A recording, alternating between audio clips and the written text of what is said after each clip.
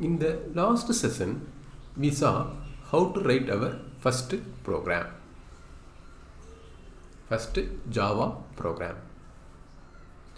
When we compile a Java file, we saw that it will produce a class file that contains bytecode. If you look at our previous sample, we have welcome.java. If you look at this directory right now, it has only one Java file. When we compile javac welcome.java,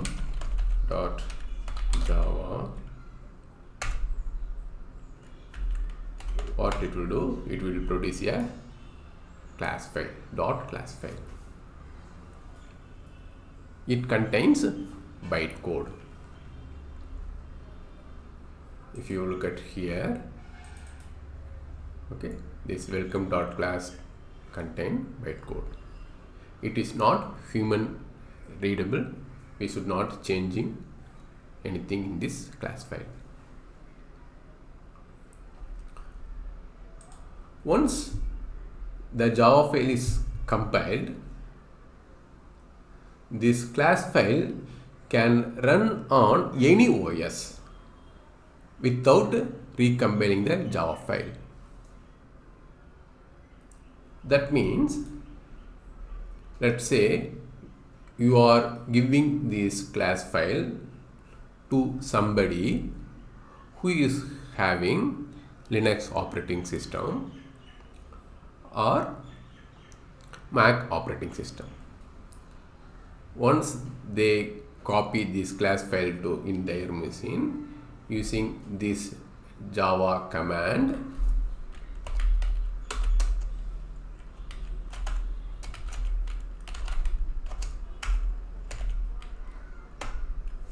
they can run it. They no need to recompile. I repeat, once we shared our class file to somebody who is having some other operating system, without recompile, they can run the Java program. Let us assume that we are compiling our Java file in Windows OS and we are sharing this class file to somebody.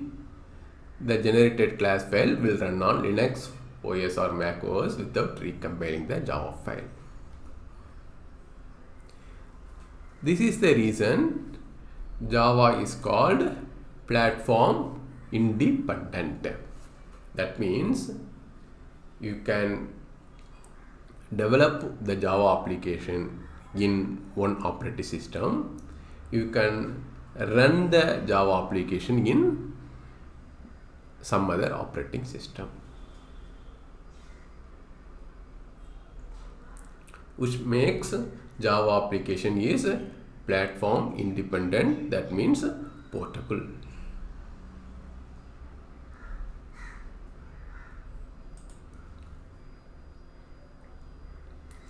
JDK has tools needed to develop Java application. If you remember, in the last session, I showed the JDK folder structure.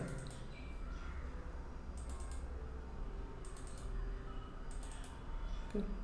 If you look at here, it has compiler, which helps us to compile the program. It has interpreter, which helps us to run the program, and it has a lot of tools, all listed here.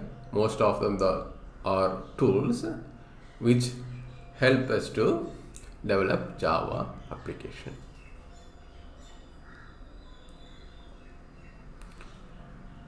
Okay.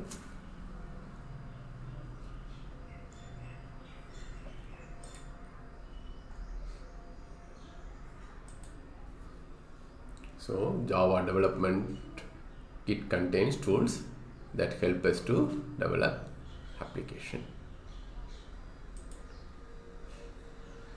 Java runtime environment contains JVM, class libraries, and other supporting files.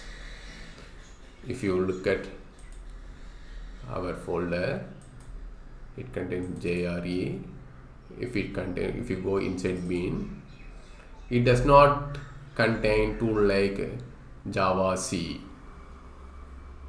And if you compare inside the folder, inside the JDK and inside the JRE, you can see the difference. There are no tools available which help us to develop application. So JRE contains JVM and class libraries and other supporting libraries which help us to run the Java program. JRE run the Java program with the help of JVM. And as I already said, it does not contain any development tools like compiler, jar, JVisual VM, key tool. Okay.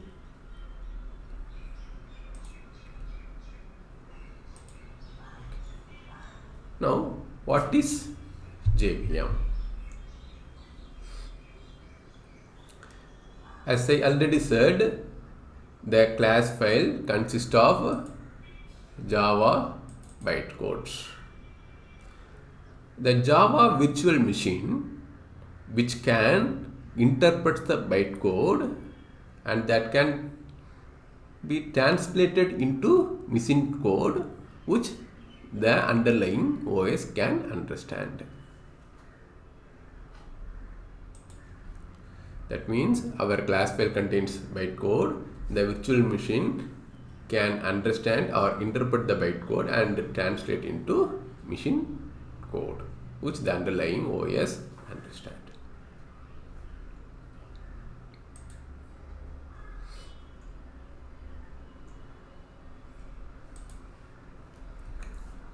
So what will happen when we compile a program?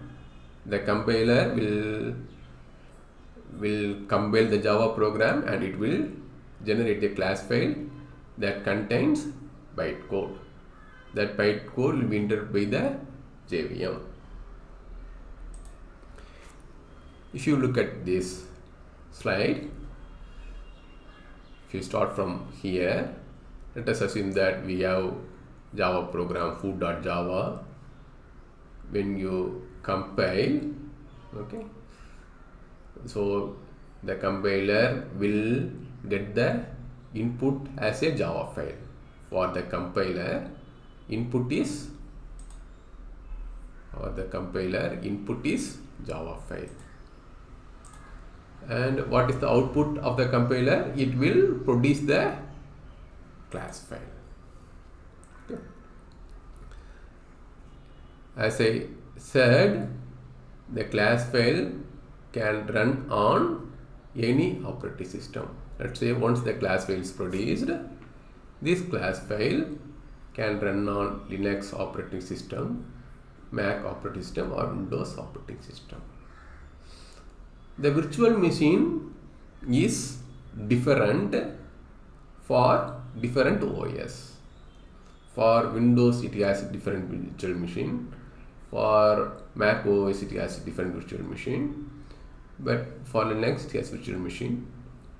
But that virtual machine can understand all the virtual machine can understand the class file. That means interpret the class file and it will transfer to machine understandable code, and it will produce the same result in all the operating system.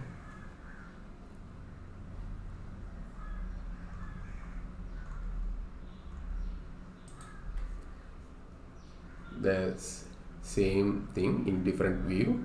The source file, with the help of compiler, we are generating the class file.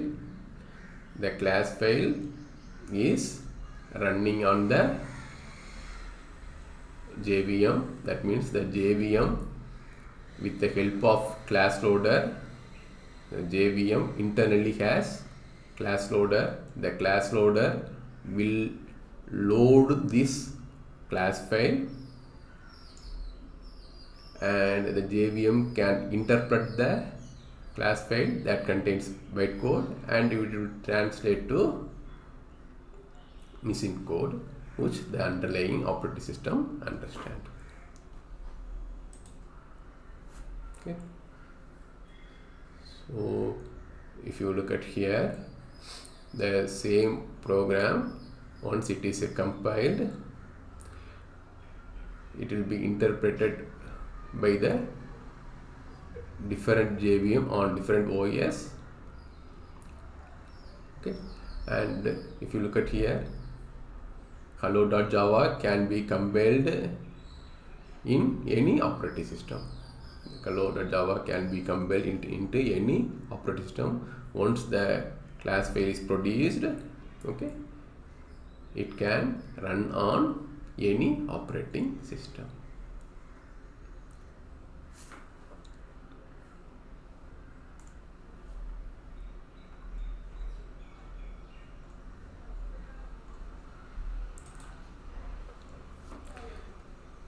There are two types of programming languages.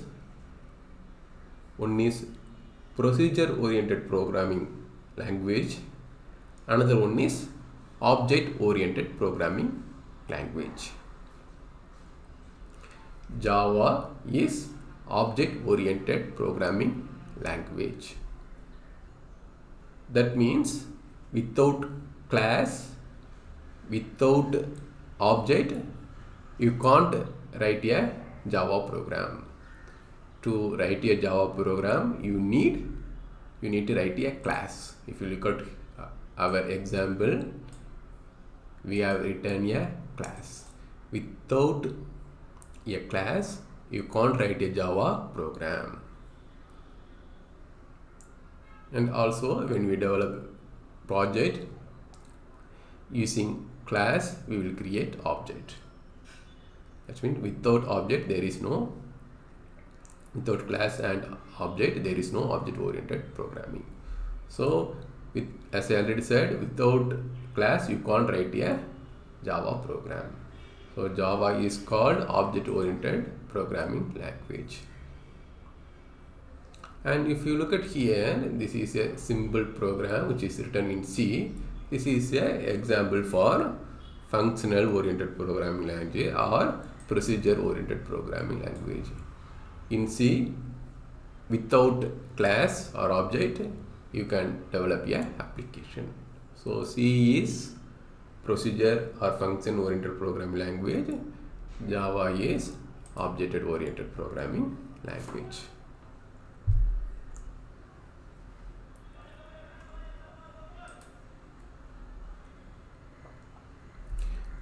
Java is a programming language, that means object oriented programming language, developed by Sun Microsystem. Now it is maintained by Oracle. The latest version of Java is Java 17. Java has 3 editions. One is Java Standard Edition, Java Enterprise Edition, Java Mobile Edition.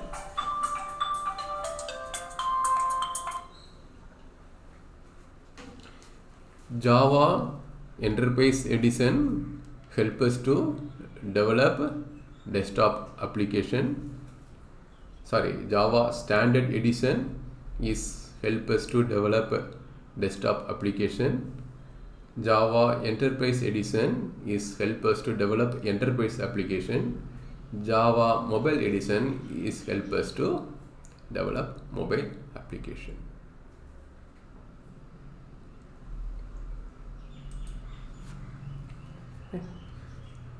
So what is enterprise application? Enterprise application is used to satisfy the need of organization is to satisfy the large number of users rather than individual users. It may be web application or it may be a distributed application.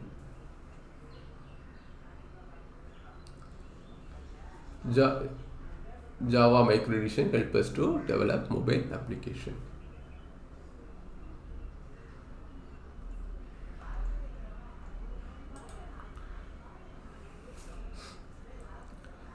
It is the history of Java releases. I didn't mention the release after from 8. Now the current release is Java 17.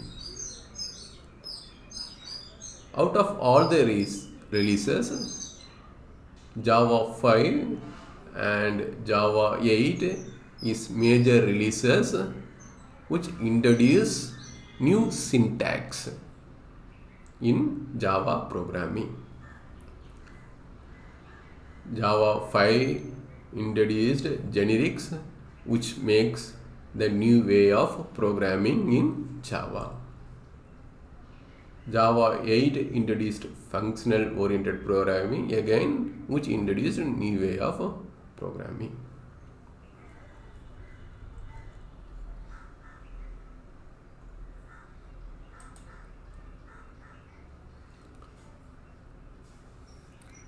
Java is object oriented programming language.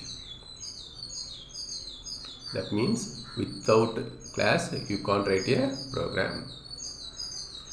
Java application is portable.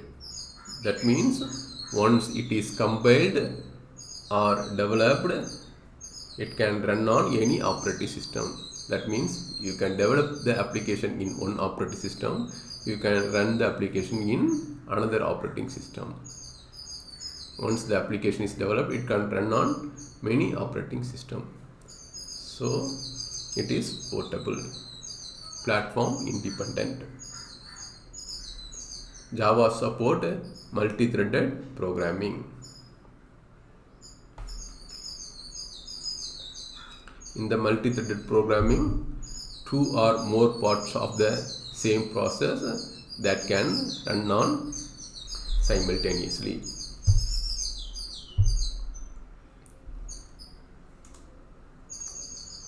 Java supports distributed programming. In distributed programming, application consists of multiple software components that can be run on different or multiple computers that can be connected over the network. In distributed programming, components of the application are shared among multiple computers. That means you can write a particular component that can be accessed by other applications.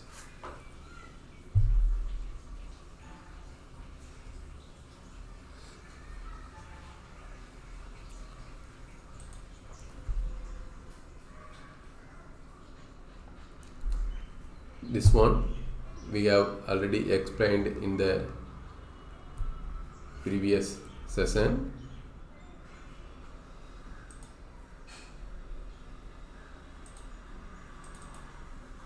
So the JDK bin contains tools which help us to develop Java application.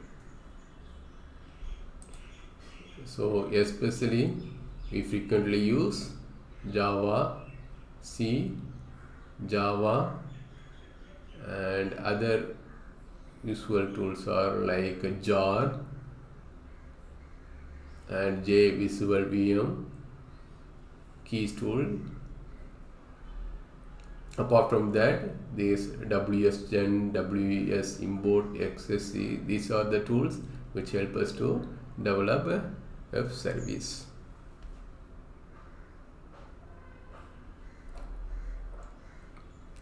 So Java has come up with 3 editions which help us to develop a desktop application, mobile application, and enterprise application.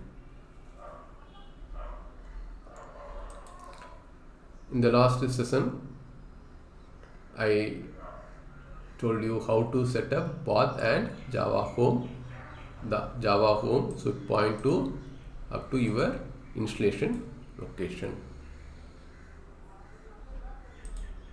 Java path should be, the path should be point to up to bin, which has all the tools. Another environment variable we need to set, that is class path. Right now we are not going to set it, but when we develop web application, any application with the help of Eclipse or STS editor or without editor, when we need to point to some other jar files or class files, we need to use class path. So when we develop web application, we should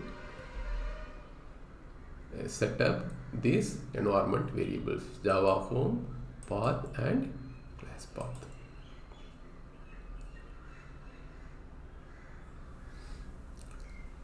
And that's all for today's session. In the next session, we will see what is variable and some in-depth focus on class. Okay, thank you.